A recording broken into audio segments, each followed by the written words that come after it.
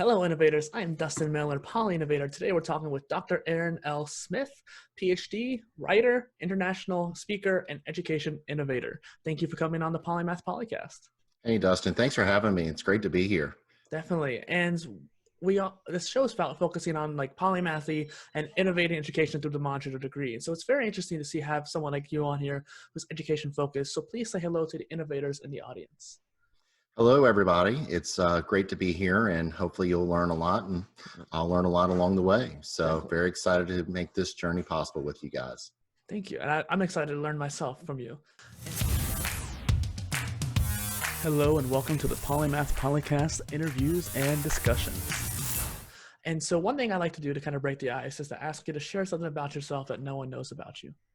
Share something that no one else knows. Okay. Well, I actually worked at NASA for 4 summers as an intern. That's cool. And one of my projects was to create a graphics library from what was called an Onyx, fancy word for a supercomputer, 110,000 computer, to a Dell PC back then. So while doing that, as it compiled one time, I literally crashed both computers. Oh no.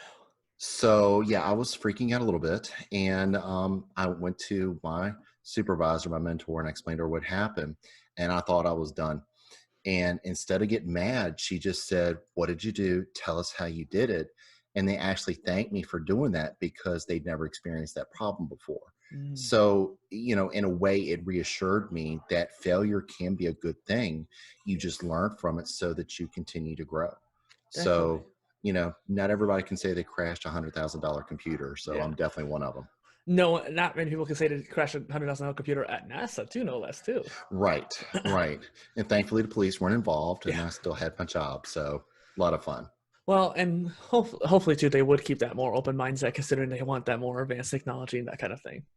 Oh, they do. I mean, Yeah. they definitely do. And I think that's the fun part about working with them is so much research is built into not only imagination, but tying in theory to practice. So Mhm. you have to stretch the boundary a little bit before you can get to that next level. Definitely. And so you have your book that you've released recently, speaking and all that going on. But what got you started all before that? What was your mindset? Well, I've been in education for over 23 years and started off as a math teacher and just, love the passion for helping kids. And when I became a high school teacher, because I coached softball at the time, I had an administrator say, "You really need to become an assistant principal." And I looked at him like he was crazy. So he said, "Try it." Fell in love with it. Mhm. So, here I am taking courses, get my PhD, but still interested in technology and being on that fine edge of things. So, fast forward to here where I am now is a place called Aviation Academy. So it's a STEM site that focusing on aviation and aerospace through flight ops, maintenance, safety and security, and engineering. So that's where I really got curious about things like AI, VR, while tying in industry needs. And it really helped me develop a true passion for where I am now. So that's where I Yeah. started writing, and here we are now. Well, and the one thing that really spoke out to me there was your curiosity, where that one particular field drove that curiosity forward to have you explore many other fields after that. It was. I mean, prior to going into teaching, I was actually going to be a computer science major. But back at that time, I just couldn't see myself sitting at a computer for 8 hours a day. I just loved the interaction with people, still had baseball in my blood. Mhm. And, just that's when I shifted over to being math. Still logic involved, somewhat programming. Back then, that's when you did a little bit of Fortran, and that's when C plus was first coming out. So for those people who know what I'm talking about, I'm really dating myself, if you will. But yeah, I mean, math to me was a lot of fun because you could see patterns, you can identify things, and really math, if you will, is a universal language It is. because people understand binary code. You can do a lot of things with it from scripting to AI. Mhm. Well, and it's interesting too if you want to get more metaphysical with the Fibonacci sequence and all these different more advanced mathematical formulas that if we talk about, or E equals MC squared, for example, too. These advanced concepts that can just really explain the world around us. Well, it can, but the beautiful thing about it is that math allows us to extend our boundaries even more. Mm. Einstein's theory of relativity, he did not have the technology like we do now, but think about what his genius has done for us in the 70 and 80 years since he's passed away. Mhm. And think about what he could do if he was able to have a supercomputer or AI now. What Yeah, could he solve? I mean, that to me is incredible. exactly. I totally agree. And so, one thing I want to kind of go into is that considering your background in education, I wanted to ask you, where do you see education headed right now? So I think education's already started to change. Mhm. Unfortunately, with COVID across the world, we have been in scramble mode because we just can't stop and drop what we're doing and say, okay, we'll be back in a few months. Yeah. We're talking about a child's education, which means that the skills that they develop today are Mhm. going to have a lasting impact for tomorrow's companies. And you're going to see a hybrid of traditional learning and you're going to see more distance learning. But what I'm afraid of is people need to understand that the way you teach and engage students with digital learning is not the same necessarily as if you would be doing it in person. Right. And that's where the future of learning takes place is you have to have people that are motivated and dedicated to understand the differences and deliver them. Yeah. For example, I have some friends who are TAs in the local college that I live by, and their professors aren't really attuned to the technological Mm-mm. advances. And so they're not able to teach them. And they're putting it all on the TAs to teach these kids, these new students, this formulas and more advanced concepts, but they Yeah. can't do it very well. They need the Yeah. teacher too. They do. And even true teachers are struggling with Mhm. this. And it's not because they don't want to, is some of them are just not equipped to do it. Yeah. And it's because may not have the platforms or just they may not have the mindset to understand that you have to engage them in a different capacity. Mhm. There's more distractions at home, for example. How many times could kids flip a tab and turn on Facebook, while they're doing the lesson or listening to a video? You know, that's the scary part about it is we have to maintain our focus and engagement with the kids. Well, and one thing you were mentioning in a different interview I was watching, and also considering the fact that teachers can do so much, but the kids have to be able to focus and time management Mhm. themselves too. That is, and really, a true professional begins with their crayons, Mhm. the learning and the discipline to get up on time, to attend class, to do your work, to submit your work, and the more self-disciplined you become, the better you're going to be at your talents. Yeah, And that allows you to balance everything from time management to pressure of completion of assignments to really understanding how things develop.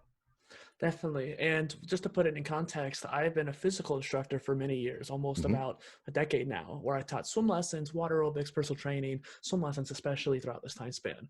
And Yep. when you're there with a person, so the physical, as you know, with like sports, is that you have to train them in a certain way, and everybody's different. And so if Yeah. there's a certain psychological barrier, you have to get past that hurdle before the physical, that kind of thing. And you can't do that the same way online, like you said earlier. Yeah, you can't because when you are in the presence of somebody, you sense their emotions. You can actually see their facial expressions, their Yeah, body language. Whereas when you're on a digital platform or you're doing digital learning, you can see them, but you don't really sense the frustration or yeah, you don't really understand where they're stuck at because the camera may not be pointed in the right angle, and you just feel like you don't know how to express yourself, so right. that you can get the answer and develop the skills to success. Definitely. And even just in a basic sense, there's a lot of lag still too. Even in a conversation like this, I've seen myself and other podcast hosts or even guests interrupt each other because you can't understand when the pause is finishing or something like that because of the lag and latency of these platforms. Well, that's a huge issue in itself, Mhm. especially if you're doing a simulation where you're compiling all kinds of data into one thing, and you've got kids who are responsible for certain aspects of the experiment. You're 1,000% correct, but we also have to keep in mind the digital divide is Mhm. those kids that don't have access. And that's creating another set of problems for the world because the kids that don't have it is only going to increase the poverty gap. Mhm. We've got to make sure kids not only have the tools, but have been taught the tools and have the opportunities just as much as affluent families. Well, and some solutions I've seen where they would bring a school bus with Wi-Fi enabled hotspots to a neighborhood that's underdeveloped or something like that. Or another solution I could think of would be like the tablets, the iPads that have Hmm. cellular data where you can have a SIM card in it and have data Yep. that way. I wonder if that might be a good way to go about it because I know a lot of schools are providing iPads to the students, but I'm not sure how the logistics of that would work. They are, and it's like anything else. As long as there's funding and grants, they're going to do that. But what I like is some of the communities are already tapping into opportunities because they realize it's impacting work as well. Mm. So, for example, in our community, they're using public libraries so that they can hook up to the web and maybe sit in their car and still do the work. Hey, this time of year it's not hot, but yet it's still an opportunity. Or they could increase the range Mhm. at the library so that it impacts communities. They can tap into so many different ways that allow them to still continue their work. And, Exactly. and that's where part of the corporations are going is they're doing more e-commute, if you will, and they find that the results are more powerful because they can tend to their own matters while they're tending the work. It's a great balance for everybody. Very interesting, and I'm curious to see how things like that is going to develop. And so, one thing I want to ask too is like, what sort of pitfalls besides the inequalities are we going to face? Perhaps considering now the pandemic is even going to be worse too. hmm So one of the things that I feel like they're going to have an issue with is how are teachers going to be able to conduct labs? Mm, Let's just take a biology lab where you're dissecting a pellet. You know, it only does so much on a distance learning platform. Whereas if you're dissecting the pellet right there, it creates emotions and it creates memories mhm, where that they have the ability to really put the skills together. Another piece of it is you're going to have teachers that have been quote unquote trained, but they just don't know how to do it, mm, you know? And if you don't have a relationship with kids and kids don't feel comfortable talking and speaking to you, it's so much easier for them just to hit the off button and not even worry about it. right. Well, what's interesting too is that there's a new school that came out for college age, or for adults mainly for pivoting, called Foundry College, that came out last year in San Francisco, and they tried to build a new system like Zoom for their video platform for their students. And it's interesting how even with something that's modern like that, and they're trying to apply neuroscience and basic learning methods that have come out in the past decades versus how traditional online schools have done it, even with that, there's still a matter of connection and trying to make sure that you are actually involved in the class. There's times where I felt I was bored and I would just go to a different tab or something like that. Oh, it's Or easy. yeah, I mean, it's too distracting. it is. I mean, even as adults, if we're in a meeting, a 2 hour meeting, think about how many times we've been distracted or wish we could be elsewhere. Kids are no different. And it's just in our DNA as humans, it's hard to keep that same attention span. It's true. So, the way I look at distance learning is you have to have 4 concepts. One is you have to basically work on the planning part of it and Mhm. understand that you have to have, either coding or you have to have websites that really engage the kids. Then Mm, you have to be able to deliver it where through the platform, and you have to understand what the limitations of the platform are. Then you have to look at the feedback, which is how are you interacting with the kids, making sure they understand everything and not be so short, if you will, like 1 sentence, 2 sentence. Let them be able to describe in detail where they're struggling. And of course, you have to look at the engagement because the engagement is so important when it comes to completing that cycle. there seems to be a lot of feedback loops and data analytics there too that you're kind of alluding to, and I'm wondering how certain systems need to be built or already have been built for that system. Because for example, certain cameras can read the facial expressions, but you have to train an AI to do it. I know some people who have been trying to do that. I think even in Singapore for the K through 12 there's a certain school that's trying to use AI to guide a student's pathway through the education. Right. And So and there's just, every person is different. Every person's going to have different mechanisms for learning. We also have to think about how do we work with our special needs populations? mhm. How do we work with English barriers? We call it English as a second language in America. So think about the bilingual people who struggle with that. Mhm. AI is going to help a lot of learning along the way, but it's only as good as the tools that we provide it to be used in. Definitely making me think about something I haven't thought about as much as the access to it. Because when I saw you, part of the interview that I watched of you earlier and talking to you now too, I'm getting that whole idea of like, hey, how are we going to get this to people? How are we going to be able to spread knowledge, let alone the actual skills and technology and tools to do it? Yeah, you have to, the school divisions have to make it a priority for kids to have access to the technology. Mhm. At the same time, the parents have to understand that if this is the new learning, they're going to have to step their game up as well. And I'm not saying necessarily teach it, but at least be able to help them if they're having, let's just say, a small computer issue, that they Mhm. know how to be able to do a control alt delete, kill the program, if you will, something like that. Right. It really has to bring everybody on board through this process. How do you think? So, I guess first thing would be to communicate with the parents. How do you think we can do that effectively? Because there's many people who I don't want to say are technologically illiterate, but don't know Mhm. how to do that per se. Well, I think one thing is, teachers and schools have to show that we're vulnerable just like parents are, Mhm. and children are, and just tell them we don't know the answers up front. You know, when you don't know an answer, people feel like they can trust you more. And especially in this pandemic setting, people are looking to educators for answers, which is great. But at the same time, there's got to be a little bit of ownership. There's got to be a little bit of helping at the same time. So when schools open up and say, this is what we need to do, this is where you kind of need to do a little bit of metrics. Find out how many people have computers, how many people have, if you will, Wi-Fi capability that are not included in a data plan, because that's another variable you got to think about. And then once you do that, ask them for their comfort level, you know, and then once you get all these metrics built into play, that's when you can start drilling down to, let's say, the class set, and then maybe a small group, and then drill all the way down to the student, because that's where the kids either get it, somewhat get it, or have no clue at all.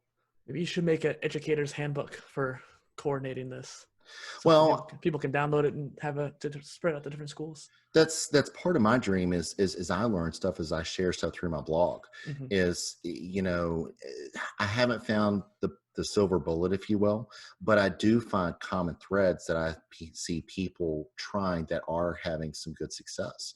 And it's like anything else. We over communicate after a problem has been discovered, when we need to communicate through the process. Hmm. And the more we're able to do that as a community, as a school, as corporate, you know, the better we're going to become as a society. Definitely. One more thing I wanted to kind of add because of my own history is that you make it a big point where you need to start from the bottom up and start with the students and then work towards in the more bigger picture. Hmm. And I thought the kind of same thing when it came to more of unity. So a more metaphysical concept of just world unity. And so I created a place called the United Living Construct, which is meant to just be a hub of innovation. The whole concept behind that, the slogan was world unity through self-development. Because I thought Yes. that in order to build the entire society as a whole, we have to build ourselves up first. So I thought that would be something good to add. Well, it is, because when you think about it, some of the best things discovered are not because of isolation, but because it blended together. When you think about, again, I'm telling my age here, there used to be an old Kit Kat commercial that was blended in with peanut butter, and the creation of Twix came about. you know and I laugh at that, because really some of the best discoveries are when you blend concepts, and Mhm. that really is the secret. Is the more you can integrate concepts, the more you can integrate information and metrics, and you triangulate them together, you're going to discover new boundaries and new opportunities. And what's interesting is that that comes down to the interdisciplinary format. Hmm. And a lot of students nowadays, I'm talking more in the years of college students for the most part, but even kids like to make connections a lot. Hmm. And so people are trying to go more towards this interdisciplinary route. And yet the school system, as we kind of talked to about before the call, is focused on these specialists. We've been built Yes. for the industrial revolution to be focused on Yes. one task. What is your Hmm. thoughts on that? So I really think we're doing a disservice by creating, if you will, a generic or a canned major, if you will. I think what we really should be doing is aligning the skills of the kids to the jobs that they want to be in, because really that's what today's workforce needs. Is they need strong skill sets, they need phenomenal soft skills, they need just a touch of technical, and really some creativity to problem solving. So when you compile all of them together, the best way that you do that is not by creating a canned courses, but really having the ability to pick and choose, if you will, like an a la carte of what you need for that job. And if you look at it, Google's doing that already. Is they're not saying that you have to have a CS degree, so to say. If you have the skills, they're going to get you. Mhm. And that's why I think certifications are a great way to start integrating some of these multiple skills into one of your domains, if you will. This actually leads to another area that I wanted to talk to you about is something I've been talking about on my own blog is skill tree based learning. And Yes. so I think I sent you the link beforehand, but just for the audience who doesn't know, skill trees are what you would find in video games. So like say Spider-Man, for example, and the trees that you would have would be web slinging and being able to shoot webs and then fighting Mhm. or something like that. And these different paths are all part of the whole Spider-Man whole as a picture, the whole skill of being Spider-Man, quote Yeah. unquote. But these skills that you go down the path, each time you do it, you get a new area, new piece of knowledge that you can use Mhm. in your simulation. But what if we were to apply that for learning? If you have a skill of carpentry and you want to learn it, well, you have to learn about the saws. You have to learn about the types of wood, how you should cut. Those are all areas you need to know to learn that skill of carpentry. But which one should you learn first? Well, some carpenters might say saw. Some of them might say, oh, you need to know how to cut first before you know what kind of saw to use. Yeah. Whatever particular path. But I think that some students should be able to choose, like you said, a la carte, which tree branch they're going to go down on. Well, they have to do a little bit of research themselves Mm-hmm. and to figure out if they're going to be a carpenter, are you going to be working in woodwork? Are you going to be working in construction, if you will? You know, once you kind of find a little bit, that's when they need to do some exploring and maybe just do some job site observations and find somebody that they can really pair themselves with that they feel comfortable in asking, what did you do first? How do you become this? What are some things that you're looking for when you are a master carpenter, if you will? And through that series of trial and error, like you said, that's when you open up and say, okay, now I know how to really do this. I know how to do this. But you know what? I want to do more with this along the way because this is something I thought was really cool. And it's just, that's the evolution of learning. That's the future of work, is taking one skill and you building upon it and building upon it so that you become an expert in that area. Well, and something we were alluding to earlier is that having the innovation and coming together between two different skills is very important for progression and creating something new, innovating. And so having two different skills to be able to bridge together as well and finding ways for them to balance each other. Well, they do. They Yeah. do because we have the technology to do it. We Hmm. have the data to do it. The question is, why aren't we allowing ourselves to do that? Yeah. And it's because of the trifecta. Number one is you have the cost, okay, which limit schools the opportunity to do that. The second thing is they don't have time because they're locked in curriculums that say you have to cover this, you have to do this. And then the third thing is they don't really have what I call the exposure or the ability to reach out to connect with resources of areas of interest to them. You know, Mm, businesses need to be in schools. And I say that because if you don't know what skills our kids should be developing in the process, you're doing a disservice to that company. yeah.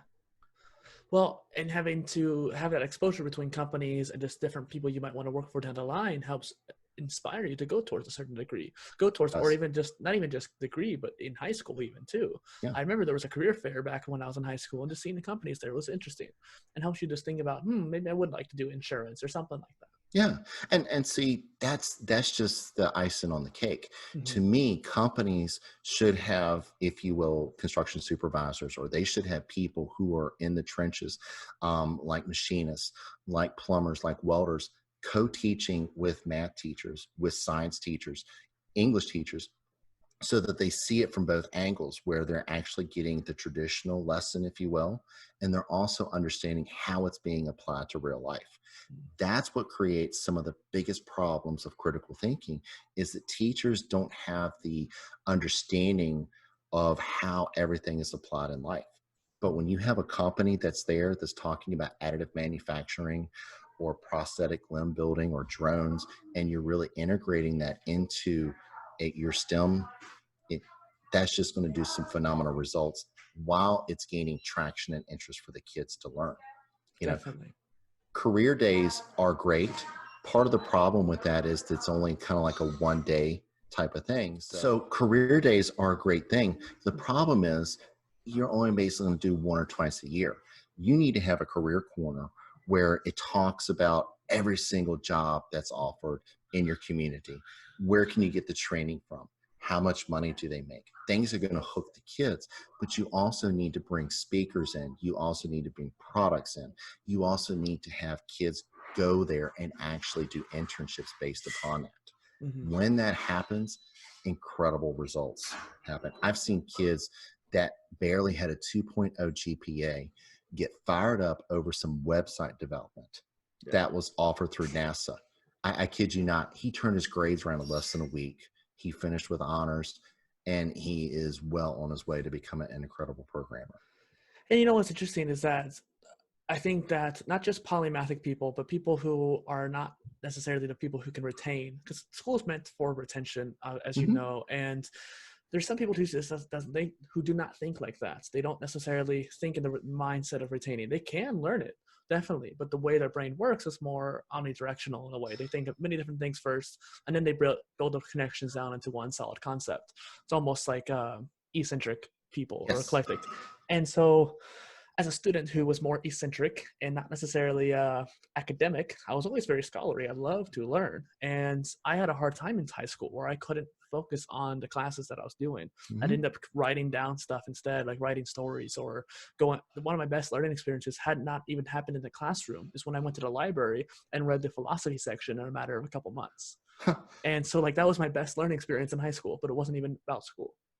Right. And, we call that hidden curriculum, or moments and opportunities when you get things that are not truly covered. And what we have to do is we have to find out what your talents are and develop lessons around your talents. When that Right. happens, then you start to own the learning a little bit more because you can relate to it.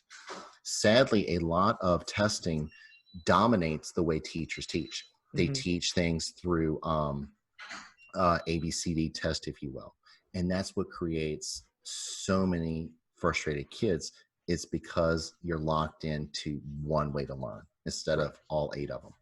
Well, and things like the ACT and SAT are just pure retention-based tests. They're Mm-hmm. mainly set for that, which does kind of show a student's ability to learn something, sure. But I remember getting a good grade on the English and writing portion, English and reading portion, I mean, but the science and math, not really so great. But when I actually were at home, I was studying astrophysics on my own time.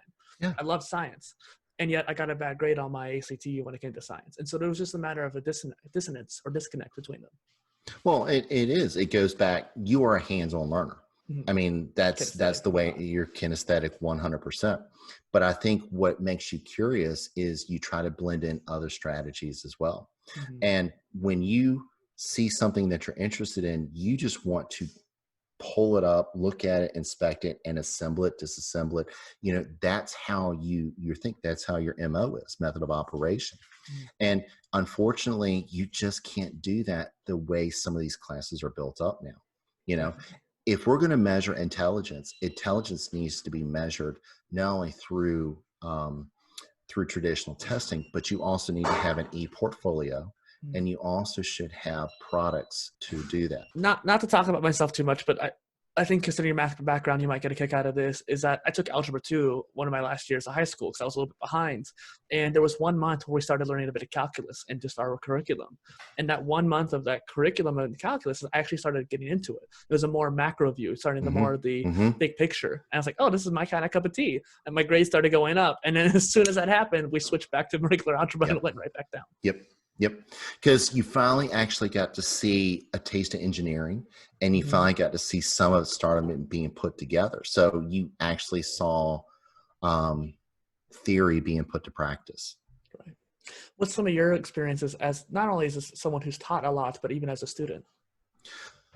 For me as a student, one of the things that I really learned is that when you're doing fun things, let's just say if if you have an entrepreneur come in and they're talking about building a budget and running a business and you've got the accounting numbers there. I just thought that was so cool because you're integrating, integers, you're integrating numerical concepts and processes along the way.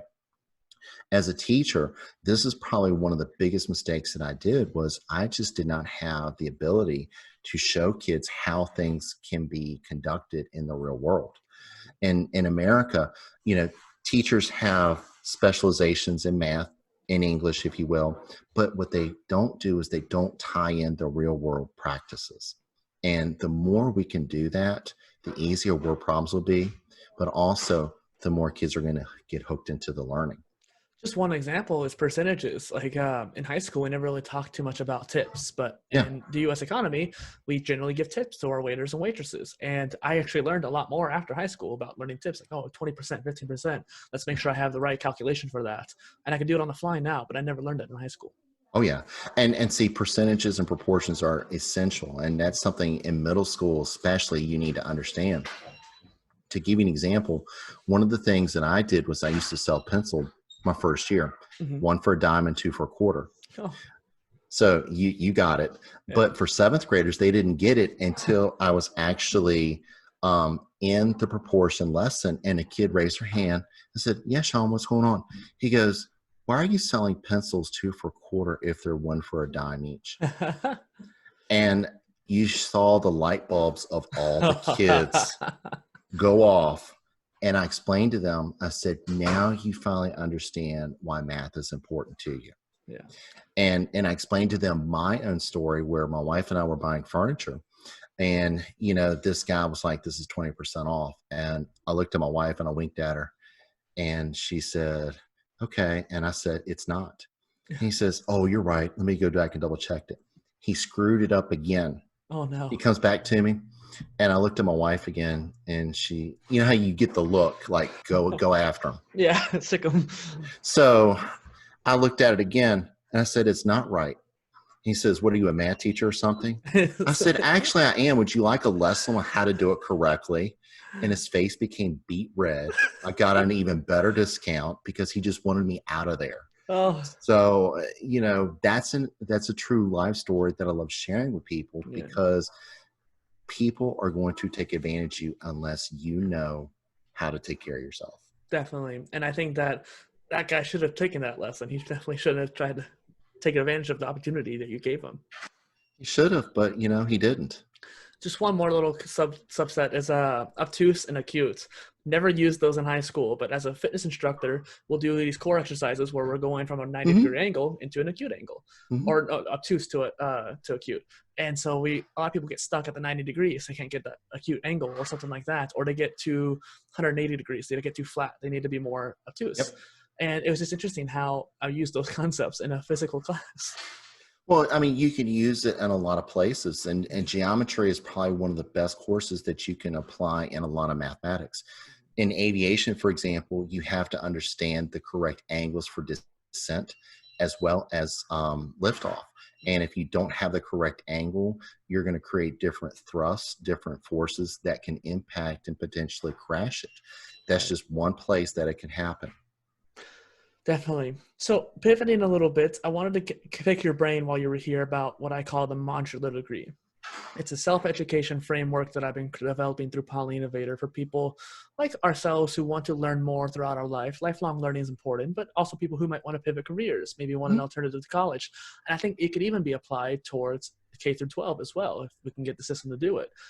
Essentially, it's just a framework of how we should approach the learning experience, the skill tree based learning that I mentioned earlier, as well as just being able to choose which courses and skills you want to learn Yes. next. Modularity, as you will, if you will. Yep.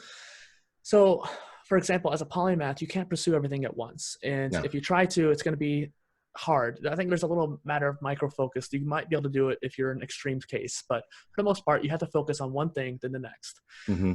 And I think that having a mantra degree to be able to organize something like that would be really important. And given my own history with it, I think even your history too, these people who are creatives, entrepreneurs, or people who like you are trying to make a change, they need some kind of system that can help them learn the new skills. Like perhaps for you, podcasting or writing a book, you had to learn how to do that, obviously.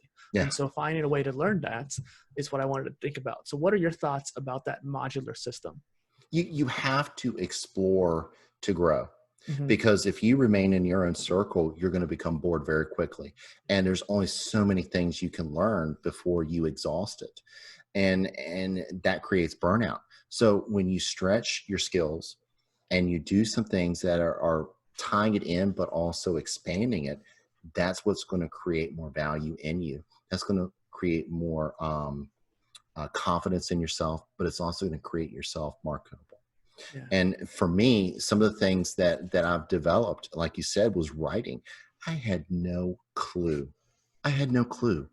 I said, let me do this little paper. It's maybe a 2-page paper, and I showed it to one of my parents. He says, "You're going to write a book." Mm-hmm. And I looked at him, I was like, "You're joking." He says, "No, I'm going to help you write a book." And to this day, we are great friends, Bud Ramey.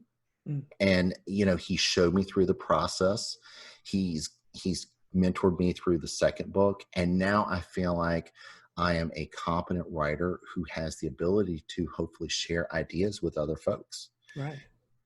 So I agree with you 1000%.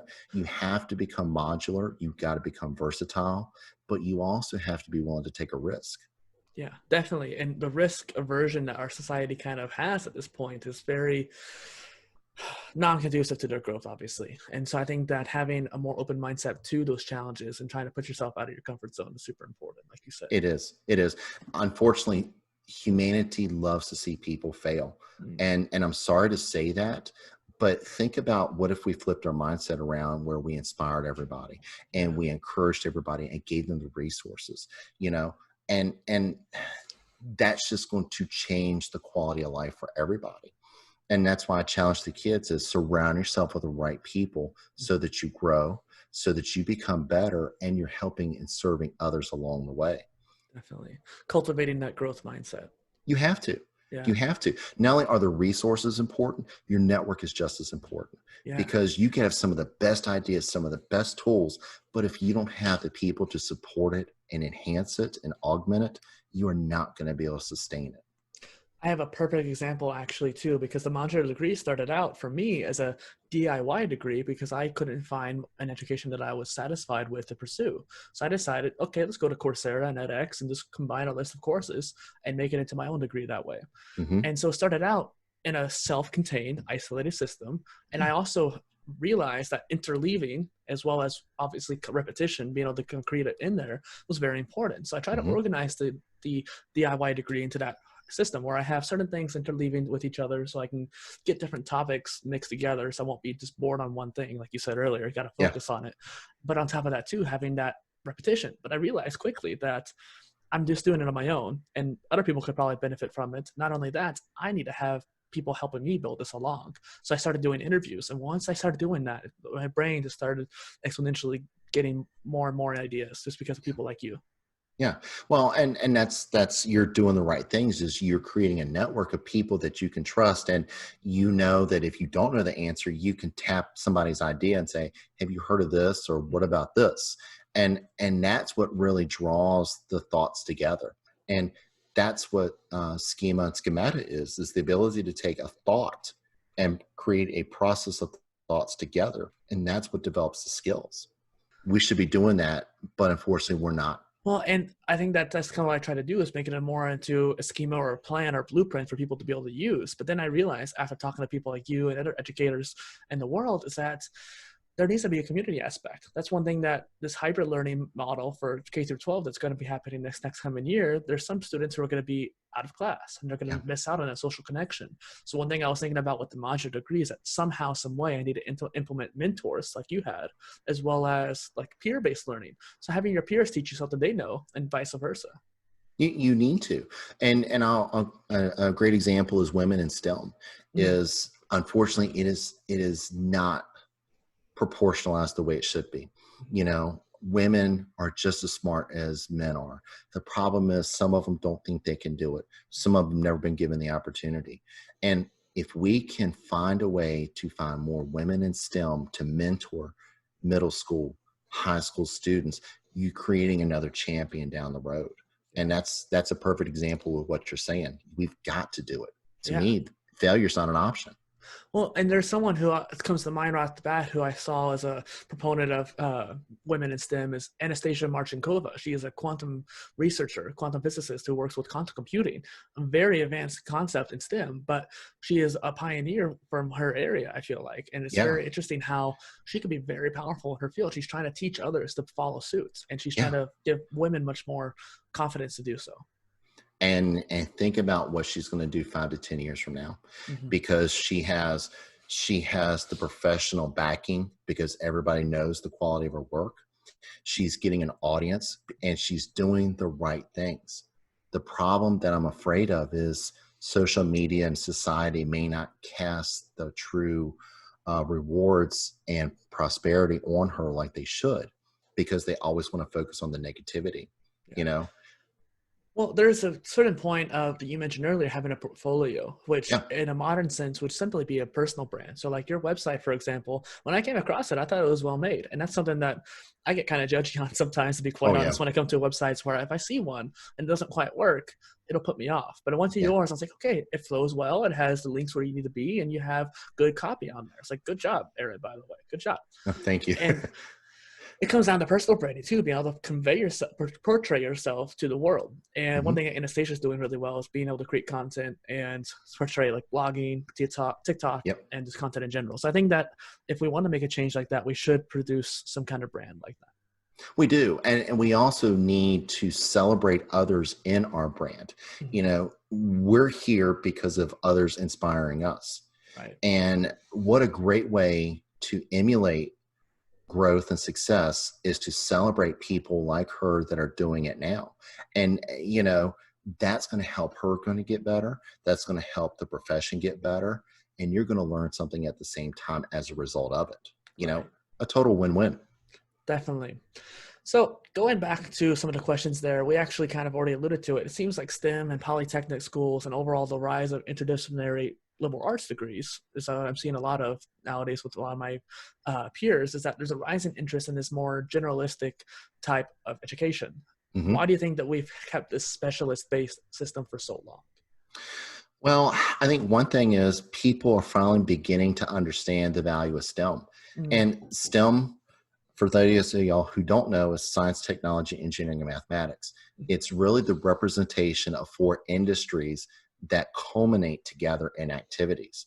You know, old school learning and teaching used to be taught in silos, whereas in the age of information and in the 4th industrial revolution, you blend these things. You develop new skills as a result of it. You create new theories, but you also have the availability to create new products. And thanks to STEM, if you're doing it right in the classroom, you're going to see the scores pop. You're going to see the interest increase. The grades will be there. And you're going to create the kids that are becoming graduates and changing the diplomas to dollars. Definitely. And one thing I'm kind of jealous of Gen Z now is that as a millennial, both Gen Z and millennials are digital natives. And so we often get clumped together. But Gen Z has more of an opportunity now that technology is more prevalent. Having iPads in the classroom, for example, or having smartphones super early on in their life. I had a Nokia brick phone when I was their age. So just to put that in perspective, I built my first computer when I was 10 too. So I totally get how we need more science in the classroom. And I went out of my way to take a typing class, keyboarding class back in 7th grade, which has helped me all throughout my years. But that wasn't required. That wasn't necessarily taught in a normal sense. I think I only learned one lesson in an English class how to type a year later or something like that. That's right. No one ever had any experience with that. And so nowadays, I think with, like you said, with the STEM being more prevalent, they're teaching more coding in school. They're teaching more how science relates to mathematics in school, that kind of thing. Yeah, I mean, but your foresight have served you well, because you knew somewhere down the road your instinct said, I need to do this. And look how it's helped you accelerate in your career now. Yeah. And that's where kids and families need to work together to figure out not only interest early, but skills early that are going to help them develop. Yeah. Typing is, to me, a requirement now. I think every middle school student should have at least 1 year typing, just like they should have a year coding. I don't care if it's Fortran, C, Java, you know, HTML, something seriously, simple. they Yeah. need to have something in there because that's going to help them have fundamental logic and value in some of these upper level courses. I want to ask you a question real quick to help myself actually, because I've tried to learn how to code 4 times in my life. I tried around the time I bought my first computer. I tried in middle school. I tried in high school, and I tried in recent years, and yet I can never get it to stick. So one of the I understand the things, syntax. right? So one of the things that you probably would be most benefited by is create a flow chart. Mm. And within that flow chart, create your logic, your stopgaps, if then, your conjunctions, but also can you actually sequence it out step by step? In English, start it off that way. Once you do that, then put it in a framework, if you will, then start developing into the code. Mm. But when you do that, you develop it in parts. You want to make sure the loops work correctly. You want to make sure that the call to action for the next step is going to be appropriate. If you try to bulk it all together, there's just too much of a chance for so many errors for it not to compile. So unless you do a line item breakdown, it can get done, but it's going to take you more time and more frustration. Okay, it's very interesting. It reminds me of how I teach swim lessons, where I break it down to 3 steps, and I think that's Yeah. exactly what you just did there. It's Yeah. perfect. Yeah. So, another thing that is available now is you have so many templates and so many generators that are Mhm. built out there that can develop the coding for you. Yeah. So if somebody's trying to do JSON coding because they're trying to add a Google tag to it, they have the schema to do it, or they're trying to create a schema generator, and build it into your metadata for your website. There's things that are already built in, but you still got to have that basic background to understand that it's not going to be exactly the way it's generated. Right. Well, and one thing that's kind of on a side note is that I think it would be really interesting, and this is just a hypothetical, I think, in this case, but a lot of programmers have to learn multiple languages, as you know. Mm-hmm. And so I would like to see a programmer polymath, someone who knows like tons and tons of languages, not just 4 or 5, but Yeah. most of them. I think that'd be really interesting to see. So, I mean, I know there's people out there that's doing it, but Hmm. I think what would be really interesting is how would they be able to compile that all into AI and big data, you Ooh. know? And that's something that's, how you kind of wonder, but you just don't know where to begin and how it could work. You pump all these different languages, coding languages into AI, what's it going to produce? Hmm. I have no idea, but I am curious. And that curiosity could drive you forward, It could, or it but could kill the cat. it probably would kill me in the process because I'd be so frustrated after the first day. Yeah, definitely. I tried using IBM Watson a little bit for data science, and it just did not work out for me very well. Um, yes, and so going back to the whole polymath idea, because one question I like to ask all my guests is, what is a polymath to you? Polymath is really the integration of multiple concepts, skills, and jobs in the evolution of continuous learning. Mm. You know, from crayon to career, the more you can develop the skills along the way and just have a splash of curiosity added, you're going to see that factor grow exponentially. And when you Oh, do that, that's when you're going to really untap and unleash new things, new waves of opportunities. I had a mentor tell me once a long time ago. She said, Aaron, make yourself irreplaceable. And I took heart to those words because mhm. at the time I didn't know what to do. But over the course of the years, I said, this is my thing. This is going to be my cup of tea. And, Mm. thankfully it's continued to serve me well, which hopefully, people still see value in it. Love it. And so, what would be your cup of tea? So it's just finding money, Okay. finding grants, Mm. and seeing dots get connected between things. It's one of those things where I feel like I could see something happening down the road and develop a vision for it. And through that, kind of find grant money to make that happen. And So, that's what we did with our flight simulator lab. This right. is what we're doing with our virtual laboratory VR room, if you will, that we're integrating scenarios for.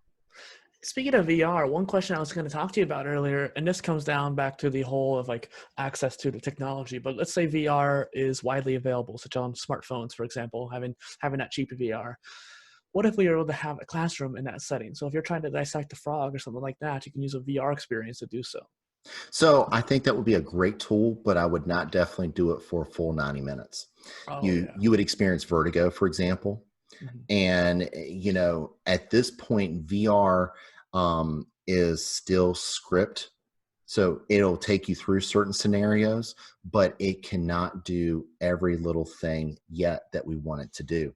I think in the next 10 years, AI integrated with VR will be able to create that perfect hologram, if you will, like you see on Star Trek or Star Wars, and you see Master Yoda come out, where you can have the ability to do the specific bells and whistles that you need, you know? One, yeah, no, definitely. And one thing you might look up is the Star Trek game, where they use a bit of AI in the system to actually make it feel like you're literally piloting the what's the ship called? I'm gonna be trolled by the Star Trek in the comics. Enterprise. Like Enterprise, yeah. you're actually in the Enterprise, and yeah, I think that's really cool how you can have that VR experience like that because it's a VR game.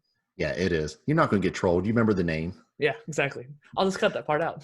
Exactly. That's the beauty of editing. Yeah. So how can we change the way we learn then? I think number one is we have to allow ourselves to have more opportunity.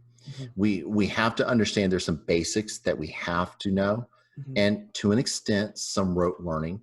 Yeah. I'm old school. I still think multiplication tables are still essential because when you create some of those pillars, it enables you to broaden your web of knowledge and Mhm. opportunities for things to stick. Um, you also have to understand that it just cannot be in one subject. It has to be multidisciplinary. And the best way to do it is just to break something down and build it back up. Right. Definitely. And just kind of like the Feynman technique, for example, where you're breaking something down. Right. Some of the best ways engineers have learned is to disassemble something before they assembled it back together, Mhm. because that's when they understand why did this work the way it did. Whereas if you just went forward looking, you don't always understand it. Right. My uncle, who's an IT specialist, he told me whenever I had a computer issue to take everything out and put it back in one by one and see if what would be the issue, so to speak. And it's Well, just he's interesting. right. Yeah. He's right. If you're building a WordPress site and you're getting hung up on something, Yeah. what's the first thing that you do is you take each plugin and you shut it down for a second, rerun it to see if it works. And if it doesn't, you crank that back up and shift the next one down. You have to do troubleshooting Mhm. until you are isolated the problem and fix it. Definitely. Now, one problem that you've been isolating is the not the lack of change when it comes to education. The whole revolution of education that we're going to be facing now in this next coming Mhm. decades. You want to be a pioneer, and it seems in that front, which is one reason why I love having you on the show today. One thing I want to go into is that what would you do if you were asked to reinvent public schools? Something you've mentioned quite a lot. It's a quote by you. I'm asking you the same question. What would you do to reinvent it? I think first of all is I would make sure that the businesses are connected and that we have conversations with the businesses. I'm not talking about as administrators, I'm talking about as teachers. Mm. And so they understand clearly and specifically what are the current job needs, what are the future needs, but also have them sit down with us when we're writing the curriculum and say, where can we plug in this? Mhm. And what kind of job fits in here? You know, and that doesn't necessarily involve money. It just involves time. Mhm. You know, schools prioritize the what I call the operational things when I think you have to do first. You have to manage the present, but you also have to build for the future. You have to create that vision. And the more you build the vision, the easier the present will be to manage. Definitely. And so the next thing I would go into is that this leads into your interesting book, The Blank Check, a Mhm. novel. Your book asked the question, that same one I just asked you, what would you do to reinvent public schools? Why the blank check idea? So the blank check basically gives everybody a clean slate. Hmm. You know, in today's world, people want to point fingers and make excuses why things be done. And when you're given a blank check, you're given a clean sheet of paper, an unmolded clay, where you have the ability to build it as you need it. Schools are still teaching in can modes, where they think that this learning should be developed for everybody. when unfortunately we have kids who just aren't able to handle that. Mhm. You know, autism students, for example, they struggle in some of the situations that involve change. So we have to adapt and create different lessons so that they are just as successful as kids who are able to understand and endure some of those changes. You Mhm. know, we also have to bring the community in, because it's not only the school's responsibility, but it is the community's responsibility to continue what they've learned. You know, it's that old proverb, it takes a village to raise a child. Yeah. It's not only my responsibility, it's your responsibility, it's everybody's responsibility. Because the sooner we can fix education, the sooner we'll eradicate poverty and homelessness, we'll reduce crimes. But people don't see that. They Yeah. just see that as basically something to get through the hoops. They're just trying to go throughout the grudge through the day, so to speak. But what we're trying to show is what could happen if we were to fix it now. Like Yeah, that whole world unity through self-development again, the whole idea of that big concept of world unity, so to speak, it came is. down to broke down that one tiny little piece. It is. You know, Frederick Douglass had this quote that still sticks to my heart this day. It is easier to train a child than to repair an adult. Mm. And when you think about that, unfortunately, people that have been incarcerated, or people that didn't take school very well, or they dropped out of high school because they were bored, now they want to go back and fix things. And that's why I say, let's do it right. Let's make it right so that the next generation of children growing up not only have a better quality of life, but have the ability to do anything that they want to do. Right. So how can we get that community involved then? Well, you're doing it right here. I mean, first of all, is we're talking about it, and we're not making excuses, but we're trying to solve it. And I tell all my parents, be involved in the schools. You know, sadly, a lot of high school kids, their parents start to back away because they think they got it. And that's probably the most important time for them to be there, is to sit in to conversations with kids, ask them how their grades are, see what kind of things you can develop outside of the lessons that will continue to accelerate their growth and passion for learning. Mhm. You know, that's when we can create traction together. You know, we need to get rid of teachers that are not doing their job. Yeah. Well, we also need to make sure teachers have the tools and the resources and the money to stay there.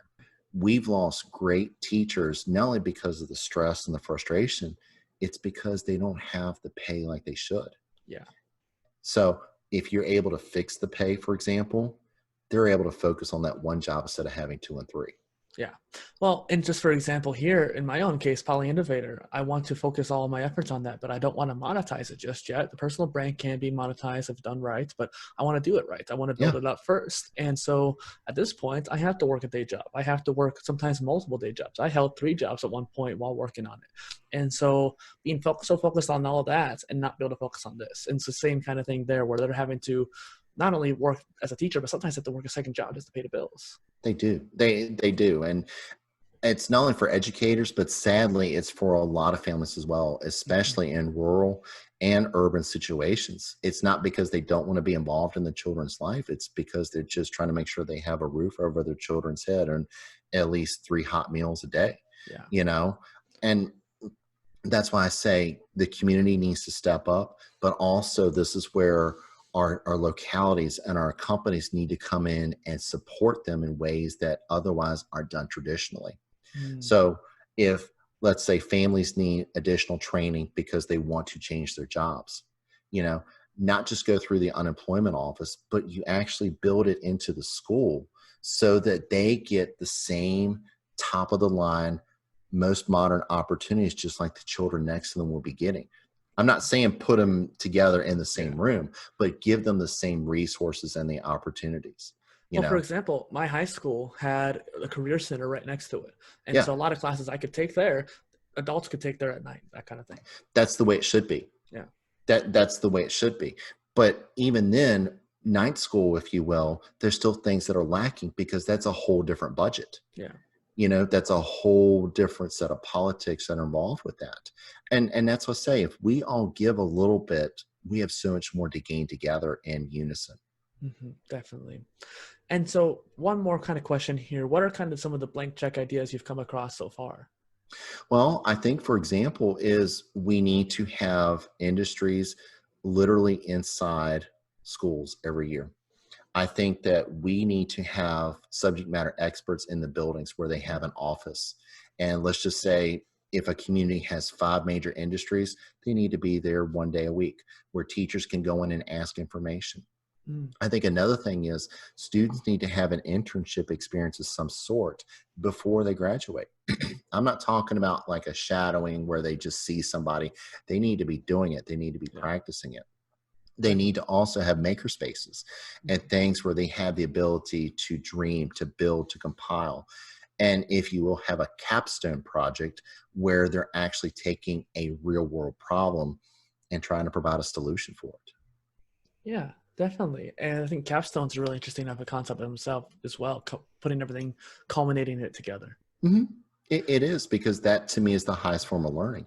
You're not just taking a test. You're Mhm. actually taking everything you've learned without parameters, if you will, and then having them complete their project or their particular niche before they graduate.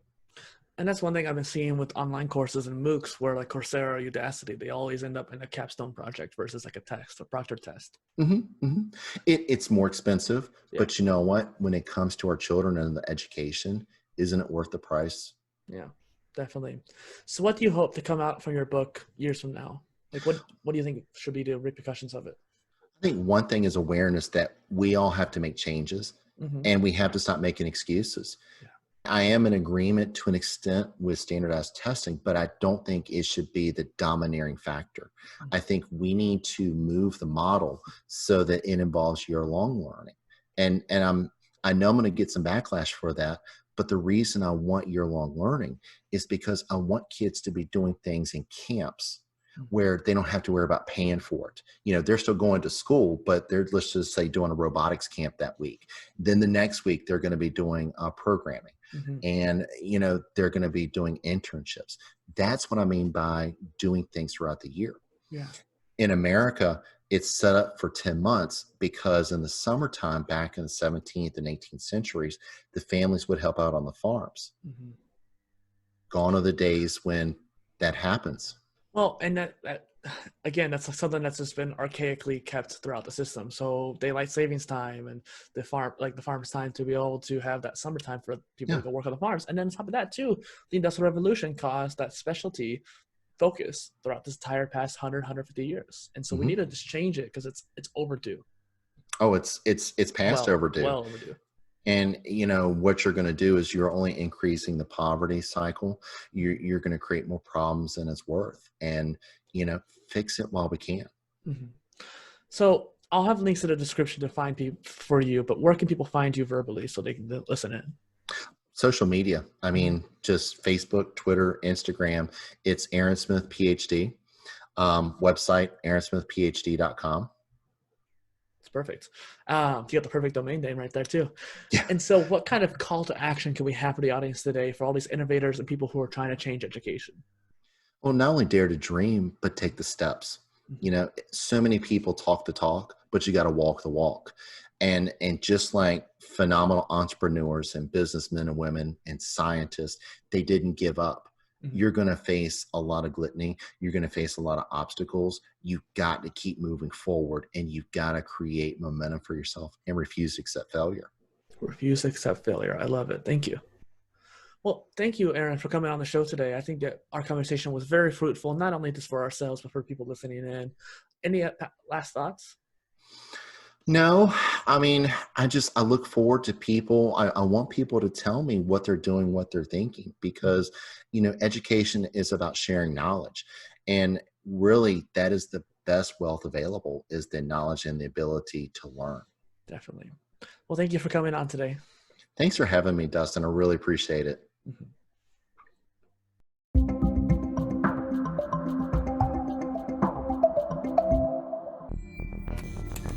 Dustin Miller, PolyInnovator.